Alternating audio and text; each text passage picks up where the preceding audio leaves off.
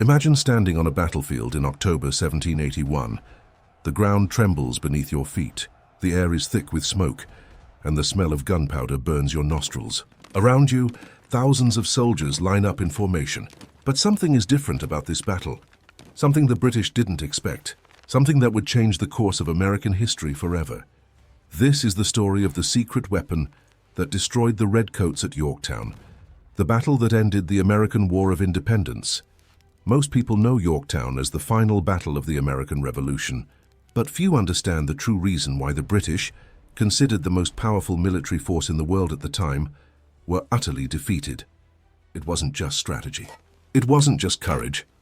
It was a specific weapon, an unexpected force that took the British Army completely by surprise. And today, you'll discover exactly what it was, how it worked, and why it was so devastatingly effective. Before we continue, if you're enjoying this content, please hit the subscribe button now and leave a comment letting us know what time you're watching this video. This will greatly help the channel grow and continue bringing you fascinating stories like this. To understand Yorktown's secret weapon, we must first go back in time and understand the context of the war. By 1781, the American War of Independence had already lasted 6 long years. The American colonists were fighting the British Empire, the global superpower of the time. It was like David versus Goliath, but on a much larger and much deadlier scale. The British Army was feared worldwide. Its soldiers, known as Redcoats because of their distinctive crimson uniforms, were considered virtually invincible. They had conquered territories on every continent. Their navy dominated the seas. Their generals were trained at the finest military academies in Europe. And their equipment was the most advanced available at the time. The Americans, on the other hand, were primarily militiamen. Farmers, merchants, and artisans who took up arms to defend their freedom. They lacked the formal training of the British. Their uniforms were irregular, if any, and their weapons were often their own hunting tools. And many of them had never seen battle before joining the revolutionary cause. In the early years of the war, the Americans suffered defeat after defeat. New York fell. Philadelphia was occupied. It seemed the rebellion would be crushed, and the colonists forced back under British rule. But something changed in 1778. France, still smarting from its defeat to the British in the 7 Years' War, decided to enter the war on the American side. This alliance with France was absolutely crucial. But not in the way most people think. Yes, the French sent soldiers. Yes, they provided weapons and supplies. But the real secret weapon they brought to the war was something far more powerful, far more impactful, and far more devastating to the British.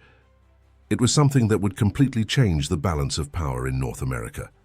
Fast forward to the summer of 1781, General Charles Cornwallis, commander of British forces in the South, had pursued the American army through the Carolinas and Virginia.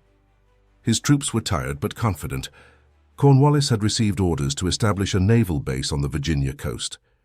He chose the small port town of Yorktown, located on a peninsula between the York and James rivers. Cornwallis had about 7,500 soldiers under his command. He immediately began fortifying Yorktown, building trenches, redoubts, and fortifications. He was confident he could withstand any American attack.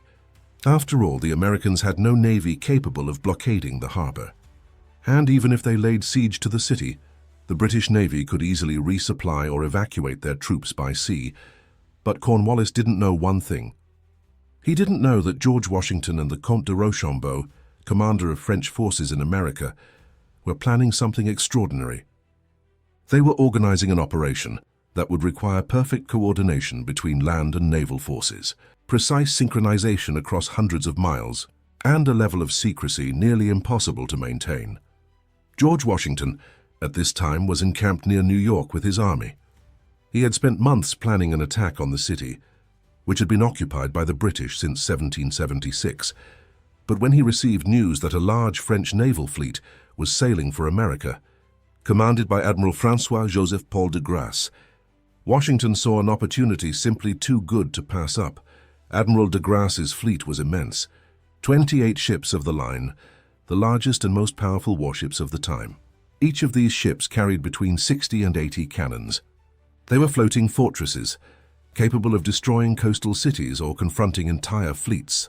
and de Grasse had agreed to sail to the Chesapeake Bay, exactly where Cornwallis was fortifying himself at Yorktown.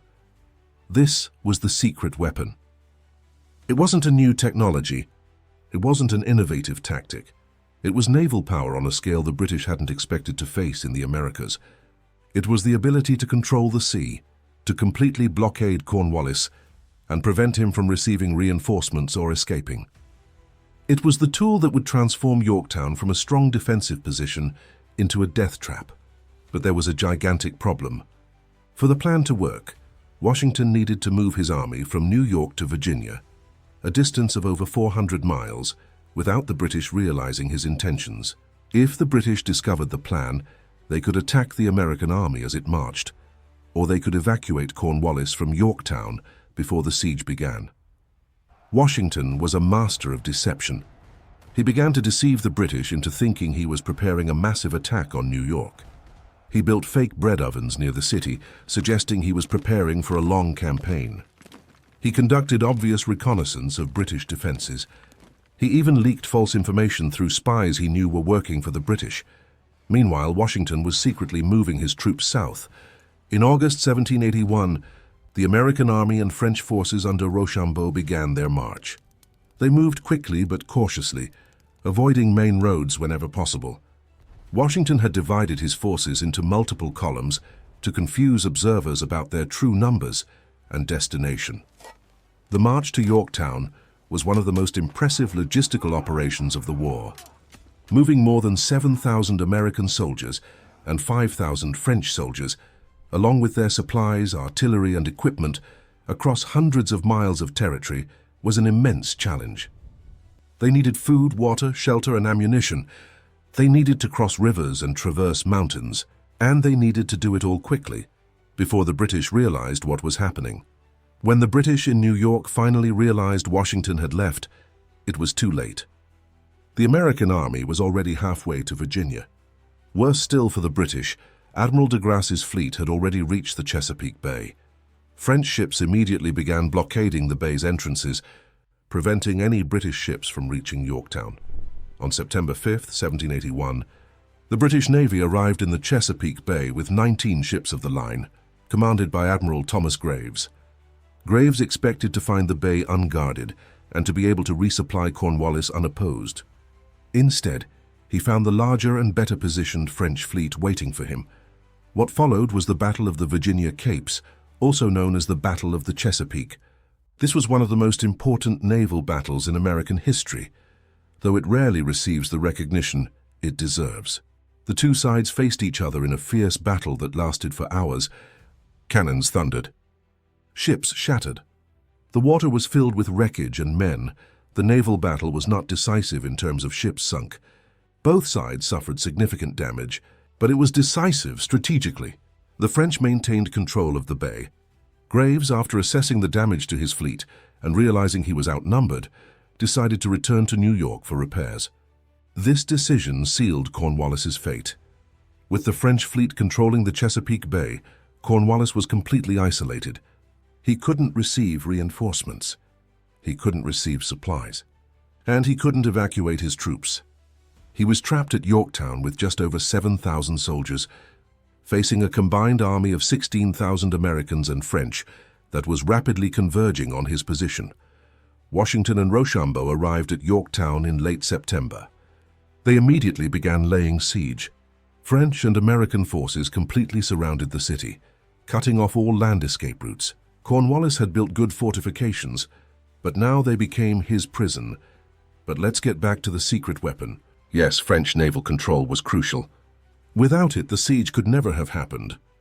But there was another element of the French contribution that was equally, perhaps even more important, to the final outcome of the battle. It was the French engineers, and more specifically the French artillery. The French were recognized as having the best artillery in Europe. Their cannons were superior in design, their casting techniques were more advanced, and their gunners were trained in methods developed through decades of European warfare.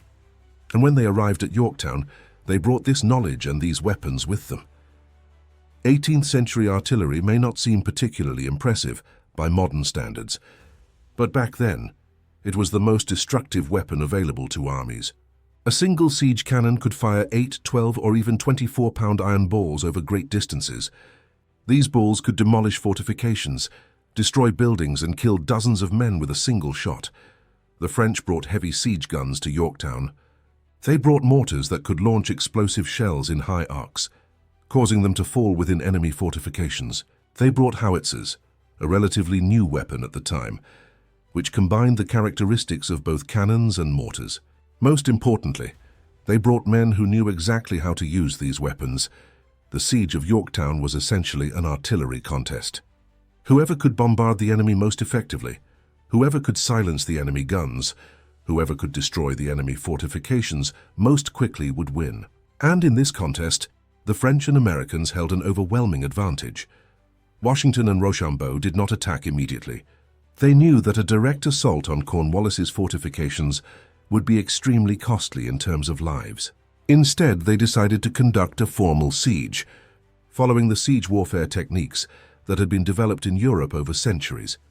The first step was to establish the first siege line, or first parallel as it was called. This was a long trench, dug parallel to the enemy fortifications, but at a safe distance from their guns. The soldiers worked through the night of October 6th, digging frantically while trying to remain silent. By dawn, they had created a trench over 3,000 meters long. Once the first parallel was established, the gunners began moving their cannons into position. This was extremely difficult work. Each cannon weighed hundreds or even thousands of kilograms. They had to be dragged across uneven ground, positioned precisely, and anchored firmly in the ground. But the French engineers knew exactly how to do this efficiently. On October 9th, the Allied guns were ready. Washington had the honor of firing the first shot. The cannonball flew through the air and struck a table where British officers were dining, killing one of them instantly. It was an ominous beginning to the bombardment to come, and then all hell broke loose. More than 50 Allied guns and mortars opened fire on the British positions. The noise was deafening. The earth shook constantly. The sky grew dark with gunpowder smoke, and the British fortifications began to crumble under the relentless bombardment. The French gunners demonstrated their superior skill. They could calculate trajectories with remarkable accuracy. They could quickly adjust their fire based on where their balls landed. They could maintain a higher rate of fire than the British, and their cannons rarely exploded or malfunctioned, while British cannons frequently failed under the stress of constant use. The mortars were particularly terrifying. They fired bombs in high arcs, causing them to fall almost vertically into the British fortifications. These bombs were iron spheres filled with gunpowder and a lit fuse. When they exploded, fragments of metal flew in all directions, killing or injuring anyone nearby. And because they fell from above, there was no real protection against them. Even soldiers in deep trenches were in danger. Cornwallis attempted to respond to the Allied bombardment with his own cannons, but he was at a severe disadvantage. He had fewer cannons, his gunners were not as skilled as the French, and his positions were constantly being damaged by enemy bombardment. One by one, the British guns were silenced, destroyed by Allied cannonballs, or abandoned by their crews when their positions became untenable. After several days of constant bombardment, Washington and Rochambeau ordered the construction of the second parallel. This would be a trench even closer to the British fortifications, from which Allied guns could fire with even greater effect. But there was a problem. Two British fortifications, known as Redoubt 9 and Redoubt 10, stood in the way of the planned second parallel. These redoubts were small but powerful fortifications, positioned outside the main British defences. They were garrisoned by determined soldiers armed with cannons and muskets. To build the second parallel, the Allies would need to capture these redoubts, and that meant a frontal assault. On the night of October 14th, Washington ordered simultaneous attacks on both redoubts. Redoubt 10 would be attacked by American troops commanded by Lieutenant Colonel Alexander Hamilton, who would later become the first United States Secretary of the Treasury. Redoubt 9 would be attacked by French troops commanded by Baron de Viomenil. The attacks were planned to happen quickly and with as little fire as possible. The soldiers would be instructed to rely primarily on their bayonets, advancing quickly and silently to surprise the defenders. It was a dangerous plan, but if well executed, it could work. At 8 o'clock in the evening, the attacks began. Hamilton led his men in a desperate rush toward Redoubt 10. The British spotted the attack and opened fire, but it was too late. The Americans reached the fortifications and began scaling the palisades. A fierce and bloody fight ensued. Men fought hand-to-hand in the darkness. Bayonets gleamed in the moonlight. But the Americans, with superior numbers and momentum, quickly overwhelmed the defenders. The French attack on Redoubt 9 was equally successful. The disciplined and well-trained French troops advanced methodically against the fortifications. The British resisted courageously, but were quickly overwhelmed. In less than half an hour, both redoubts were in Allied hands. The capture of the redoubts was a devastating blow to Cornwallis. Now the second parallel could be completed, and once completed, the Allied guns would be so close to the main British fortifications that they would render Cornwallis's position completely untenable. Cornwallis knew he was in a desperate situation. He considered several options. Could he attempt an overland escape? But where to? The Allied army completely surrounded Yorktown. Could he try to sail past the French naval blockade? But with what ships? He had no suitable ships, and even if he had, the French fleet was simply too powerful. On October 16th, Cornwallis attempted a last, desperate move. He decided to evacuate his troops across the York River at night, hoping to escape north and perhaps meet other British forces. The boats were prepared. The troops began to board silently. The first wave of soldiers successfully crossed the river, but then nature intervened. A sudden violent storm hit the area. High winds and rough waves made continuing the evacuation impossible. The boats that had already crossed the river could not return to pick up more soldiers. The operation had to be abandoned. The troops who had crossed had to return the next morning under Allied artillery fire. This was Cornwallis's last hope. With the evacuation attempt having failed, he had no other options. His fortifications lay in ruins. His guns had been silenced.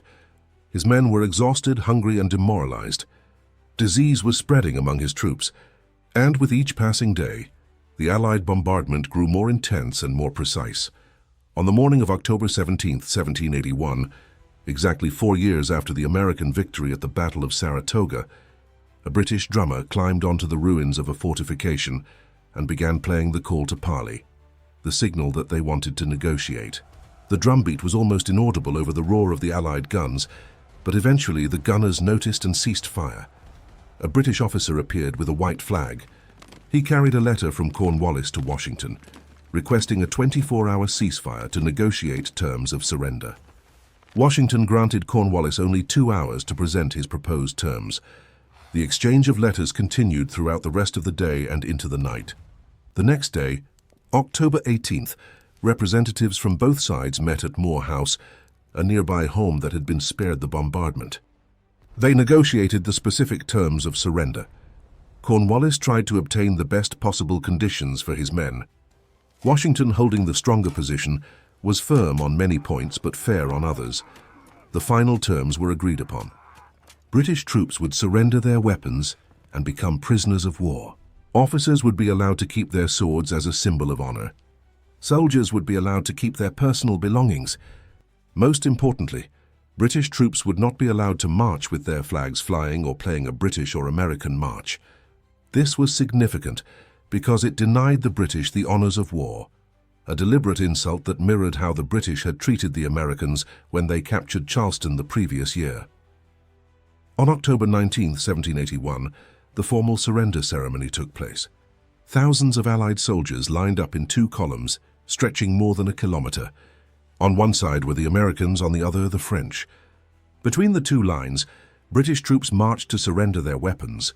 Cornwallis, humiliated and claiming illness, did not appear in person. He sent his second-in-command, General Charles O'Hara, to hand over his sword in surrender. O'Hara first attempted to hand the sword to Rochambeau, apparently thinking it would be less humiliating to surrender to the French commander than to the American. But Rochambeau gestured toward Washington. O'Hara then attempted to deliver the sword directly to Washington.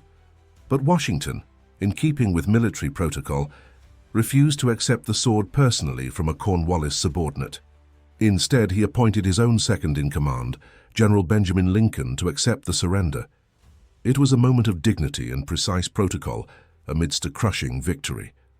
British troops marched between the American and French lines to a field where they were to deposit their weapons. Many of the British soldiers were openly weeping.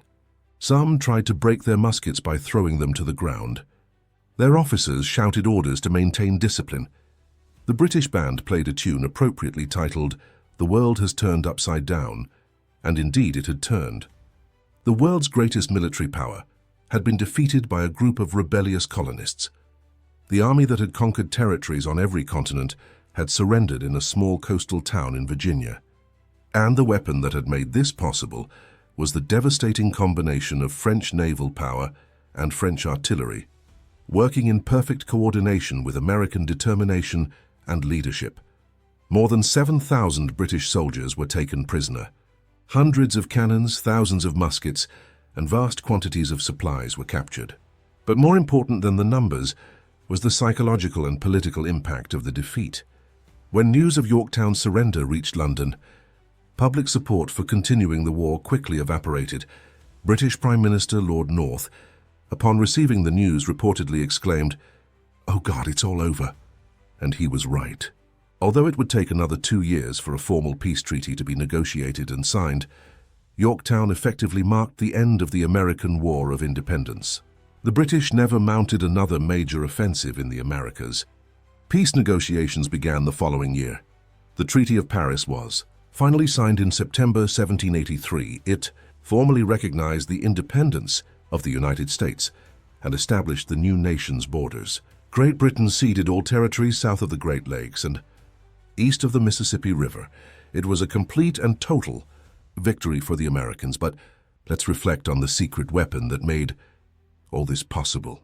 It wasn't a single thing, but a combination of factors. It was French naval power that blockaded Yorktown and prevented Cornwallis from receiving reinforcements or escaping. It was French artillery, superior in quality and operated by more skilled gunners, that destroyed the British fortifications. It was French military engineering that enabled the efficient establishment of the siege lines. But beyond the French technical contributions, there was something deeper. It was the international alliance itself. It was the idea that an established nation could support a revolution in another part of the world. It was the demonstration that idealism and national interests could align. The French supported the Americans partly out of revenge against the British, but also because they believed in the principles of the American Revolution. The artillery at Yorktown represented more than just firepower. It represented technical knowledge, military experience, and industrial resources. The French had developed their artillery superiority through decades of investment in scientific education, metallurgy, and military theory. They had established institutions like the École Polytechnique that trained engineers and artillerymen in the latest techniques. The Americans learned valuable lessons at Yorktown. They saw firsthand the value of well-trained and equipped artillery. They saw the importance of adequate fortifications and formal siege techniques. They saw how decisive coordination between land and naval forces could be. These lessons shaped American military development in the following decades. Alexander Hamilton, who led the attack on Redoubt 10 at Yorktown, would later advocate for the creation of an American military academy, an idea that eventually led to the founding of West Point. George Washington, based on his experience at Yorktown and throughout the war, advocated for the United States to have a permanent, professional, albeit small, military force. The battle also demonstrated the importance of military logistics. Moving 16,000 soldiers and their heavy siege weapons to Yorktown, keeping them supplied during the siege, and coordinating their actions was a remarkable logistical achievement. It required careful planning, adequate resources, and efficient execution. It was something in which the Europeans, particularly the French, had far more experience than the Americans. From a technological standpoint, the cannons used at Yorktown were the pinnacle of weapons technology at the time. They were made of bronze or cast iron, a process that required considerable skill to ensure the cannon was strong enough to withstand the explosion of gunpowder, but not so heavy that it could not be moved. The caliber, the internal diameter of the barrel, had to be precisely matched to the size of the cannonballs to maximize range and accuracy. French gunners at Yorktown used advanced techniques to calculate trajectories. They considered factors such as gun angle, powder charge, ball weight, wind direction and strength, and even air temperature. Firing tables had been developed that allowed gunners to make rapid adjustments based on these variables. It was a combination of science and art that required years of training to master. The mortars used at Yorktown were particularly interesting from a technical standpoint. Unlike cannons, which fired relatively flat trajectories, mortars were designed to fire at high angles, sending their shells in parabolic arcs. This allowed them to fire over fortifications and hit protected targets. But it also made trajectory calculations much more complex. The bombs fired by mortars were terrifying weapons. They were hollow iron spheres filled with gunpowder, with a small hole where a fuse was inserted. The fuse was lit before firing, and the time it took to burn was calculated to make the bomb explode at the ideal moment, preferably just after hitting the ground near the target. If the fuse was too long, the bomb would explode too late. If it was too short, it could explode in mid-air, reducing its effect. There was always the danger that a bomb wouldn't explode at all. Wet or damaged fuses could go out, leaving a deadly bomb on the ground. Brave teams would have to approach these unexploded bombs and try to make them safe, an extremely dangerous task. In some cases, defenders were even able to relight the fuse and send the bomb back to the trigger. The bombardment of Yorktown was relentless. During the days of the siege, it is estimated that more than 3,000 cannonballs and bombs were fired at the British positions. The noise was deafening and constant. British soldiers later reported that it was impossible to sleep or even think clearly under the continuous bombardment. The psychological effect was as devastating as the physical damage. The British soldiers at Yorktown faced horrific conditions during the siege. In addition to the constant bombardment, they suffered from a lack of adequate food. Supplies were rapidly running low, and there was no hope of resupply with the French fleet blockading the harbour. The drinking water was contaminated. Diseases such as dysentery and fever spread through the overcrowded camps. The wounded could not receive adequate treatment because the field hospitals were constantly bombarded. Cornwallis tried to maintain his troops' morale, but it was a losing battle.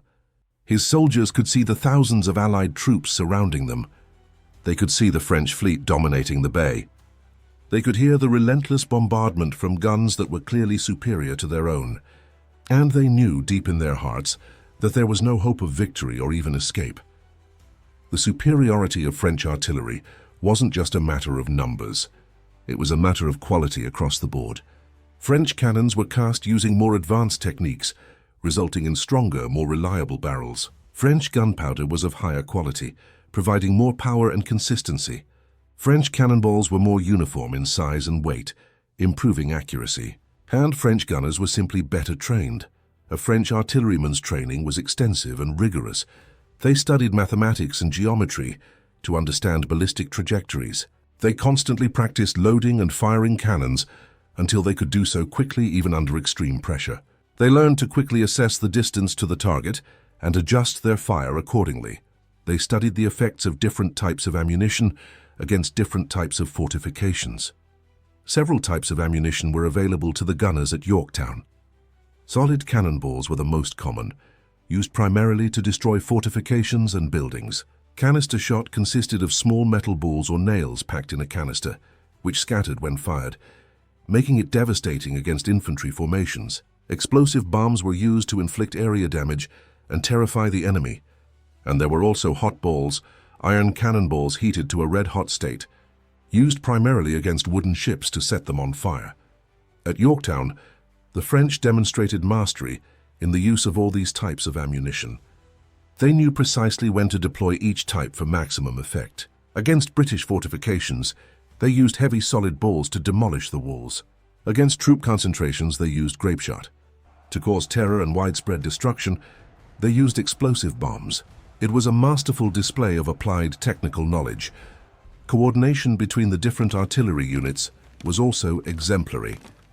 The French and Americans established an effective communication system that allowed them to concentrate fire from multiple guns on specific targets. When observers identified a key position, such as an active British gun or a weak spot in the fortifications, they could quickly direct concentrated fire at that location. This maximized damage and avoided wasting precious ammunition. French engineers also played a crucial role at Yorktown. They were responsible for designing and supervising the construction of the siege lines. This required in-depth knowledge of fortifications, topography, and siege tactics. They had to ensure that the trenches were deep enough to protect soldiers from enemy fire, but not so deep that they would fill with water. They had to be wide enough to allow the movement of troops and equipment, but not so wide that they required excessive earth to be dug. The trenches were constructed in a zigzag pattern to prevent enemy fire from traveling along their entire length. Gun positions were carefully prepared with parapets for protection. Batteries were positioned to provide cross-cover, so that if one was silenced, others could continue the bombardment. The entire system was interconnected with communication trenches that allowed the safe movement of troops and supplies. Building these fortifications required immense labor. Thousands of soldiers worked night after night, digging into the hard earth with shovels and pickaxes. It was exhausting work, especially under occasional fire from British cannons that tried to disrupt their efforts. But French engineers had developed efficient methods that maximized progress while minimizing casualties. One method they used was sap, a technique in which workers advanced their trenches toward the enemy while taking cover behind large earth-filled baskets called gabions. These gabions were positioned in front of the workers, providing protection from musket fire. As the trench advanced, more gabions were added. It was a slow but sure way to approach enemy fortifications. Another French technique was the use of fascines, bundles of branches tied together to reinforce trenches and fill ditches. They also used saucissons, long sausages of fascines that were placed along the top of the trenches for additional protection. These techniques had all been developed through centuries of European warfare and were applied to perfection at Yorktown. The French contribution to the victory at Yorktown cannot be overstated. Without the French ships, Cornwallis would never have been blockaded and could have escaped or received reinforcements. Without the French cannons and trained artillerymen, the British fortifications could have held out for much longer. Without the French engineers, the siege would not have been conducted as efficiently and effectively. And without the French troops, Washington simply would not have had enough numbers to completely surround Yorktown. But it's also important to recognize American contributions. American troops fought courageously and with determination. The attack on Redoubt 10, led by Alexander Hamilton, was brilliantly executed. George Washington's leadership was crucial in keeping the alliance with the French running smoothly and coordinating the complex operations of the siege. And it was the American cause, the fight for freedom and independence, that gave purpose to the entire effort. The Franco-American alliance at Yorktown was a remarkable example of international cooperation. There were challenges, of course. Language differences complicated communication. Cultural differences sometimes led to misunderstandings. The French were accustomed to a more formal European style of warfare, while the Americans were more improvisational and flexible. But both sides worked hard to overcome these differences and focus on the common goal. Rochambeau, the French commander, deserves special recognition for his diplomacy and tact. He had more military experience than Washington and commanded better trained and equipped troops. He could easily have insisted on assuming overall command, but he recognized that to maintain the alliance's strength, it was important for Washington to be seen as the supreme commander. Rochambeau consistently deferred to Washington on matters of overall strategy, even when offering advice based on his vast experience. Admiral de Grasse also deserves immense credit.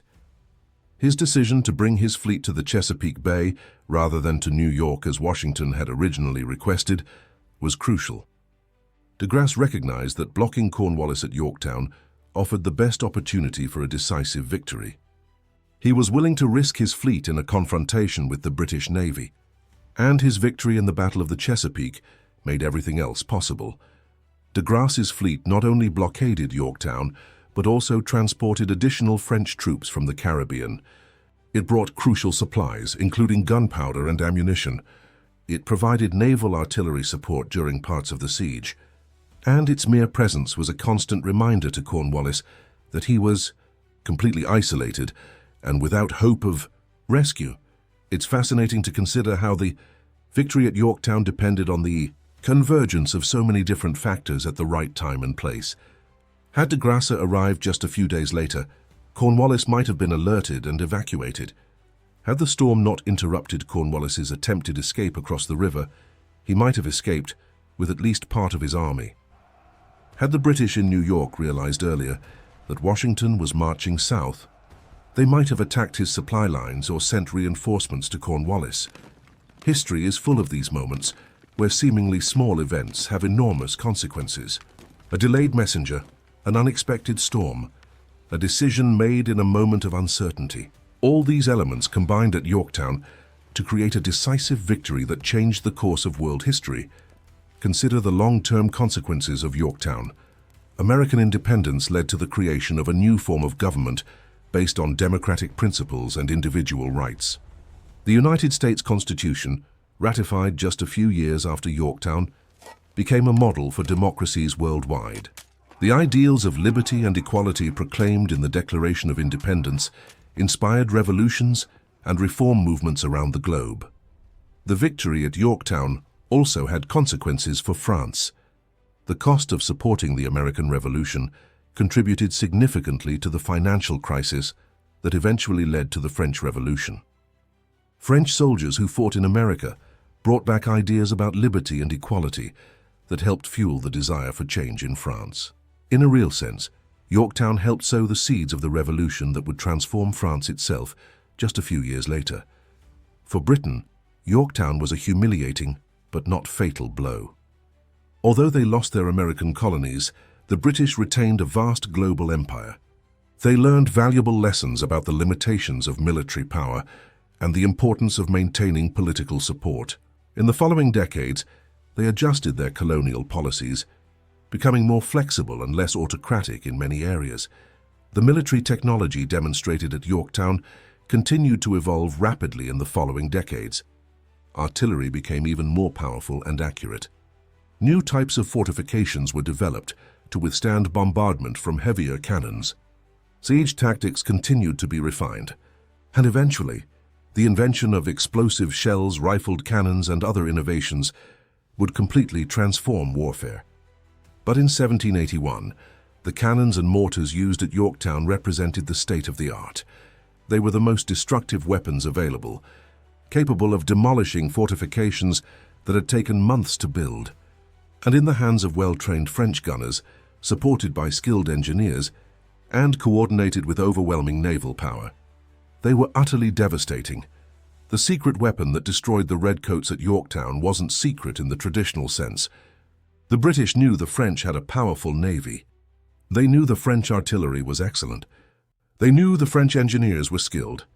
What they didn't expect was that all these elements would be combined so effectively, coordinated so perfectly, and applied with such concentrated force in a single, decisive location. Cornwallis had assumed that British naval superiority would protect Yorktown.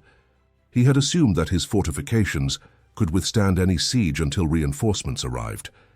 He had assumed that the Americans lacked the discipline, organization, or equipment necessary to conduct a formal European-style siege. All of these assumptions were wrong, and the Franco-American alliance proved this dramatically and decisively. The surrender at Yorktown was not just a military defeat for the British. It was a psychological and political defeat. It demonstrated that the British Empire was not invincible. It demonstrated that determined colonies, with adequate international support, could win their independence. It proved that the ideals of freedom and self-determination were more powerful than sheer military force. For the soldiers who fought at Yorktown, both American and French, it was a moment of incredible triumph. They had faced what was widely considered the best army in the world and had won. Many of these soldiers would carry the memories of Yorktown for the rest of their lives. Some would become political and military leaders in the new American nation. Others would return to France and participate in their own revolution. They all knew they had participated in something truly historic. The importance of artillery at Yorktown set a precedent for future wars. It became clear that well-used artillery could be decisive in sieges and battles. Armies around the world began investing more heavily in artillery and artillery training. Military academies expanded their mathematics and engineering curricula to better prepare officers to command artillery units. Warfare was becoming more technical, more scientific, and more dependent on specialized knowledge. Yorktown also demonstrated the critical importance of naval power. The French fleet's ability to blockade the harbor and defeat the British fleet that attempted to break the blockade was absolutely essential to victory. This did not go unnoticed by American leaders. In the following years, there were intense debates about whether the United States should build its own powerful navy. Eventually, they decided it should, leading to the creation of the United States Navy, which today is the most powerful in the world. The cooperation between land and naval forces demonstrated at Yorktown was also revolutionary for its time. Coordinating operations between the Army and Navy was notoriously difficult. They had separate commands, different cultures, and often conflicting objectives. But at Yorktown, Washington, Rochambeau, and de Grasse worked together seamlessly, each understanding and supporting the other's roles. It was a model of joint operations that would be studied and imitated by generations of military strategists. The lessons of Yorktown remain relevant today. The importance of international alliances, the need for technological superiority, the value of competent leadership, the critical nature of coordination between different military branches. All these principles demonstrated at Yorktown remain fundamental to modern military thought. But perhaps the most important lesson from Yorktown is one of determination and perseverance. The Americans had fought for 6 long years against seemingly impossible odds. They had suffered devastating defeats. They had endured brutal winters, famine, disease, and despair. Many of them had lost everything, their homes, their farms, their livelihoods. But they never gave up on the cause they fought for. George Washington, in particular, embodies this determination. He had commanded the Continental Army through its darkest hours. He had held his army together when it seemed it would disintegrate. He had inspired his men to keep fighting when victory seemed impossible. And at Yorktown, he finally saw his perseverance rewarded with a decisive and complete victory. The story of Yorktown is ultimately a story about the power of ideas. The men who fought there weren't just fighting for territory or wealth. They were fighting for principles. They believed that all men were created equal. They believed in liberty, in self-determination, in government by the consent of the governed. These ideas were powerful enough to inspire them to risk everything, and these ideas proved more powerful than the British Empire's cannons and muskets. Because while military force can conquer territory, it cannot conquer hearts and minds. The British learned this the hard way at Yorktown. They might have the best army and navy in the world, but they faced a people willing to sacrifice everything for their freedom. The victory at Yorktown would not have been possible without French assistance, the artillery, the engineers, the ships, the troops. But the reason the French helped, the reason French soldiers were willing to die for a cause that was not theirs, was because they too believed in these ideals of liberty and equality. Yorktown was a victory not just for America, but for these universal ideals. As we conclude this journey through the Battle of Yorktown and discover the secret weapon that destroyed the Redcoats, we must remember that history is not just about weapons and tactics. It is about people. It is about their hopes, their dreams, their courage, and their sacrifice. The men who fought at Yorktown, both victors and losers, were real human beings with families, fears, and aspirations. Many of them never returned home. They lie buried on American soil, far from their loved ones. But their sacrifice was not in vain. They helped create a new nation based on principles that continue to inspire people around the world more than 2 centuries later. They proved that power comes not only from weapons, but from ideas and the will to defend them. The secret weapon at Yorktown was, yes, the combination of French naval power and superior artillery. But more profoundly, it was the alliance between people who shared a vision of a better world. It was the determination of ordinary men to do extraordinary things.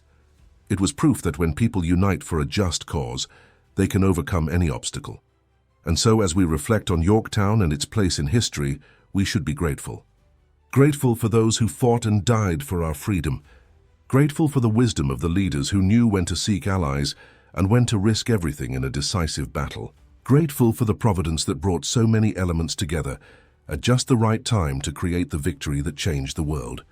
We must thank the Lord God for his divine providence, which guided the events that led to freedom and independence, for the courage he granted to soldiers who faced danger, for the wisdom he gave to leaders who made crucial decisions, for the storm he sent to prevent Cornwallis's escape, for every small miracle that combined to make victory at Yorktown possible. We thank him for his invisible hand in history, guiding events according to his greater purposes.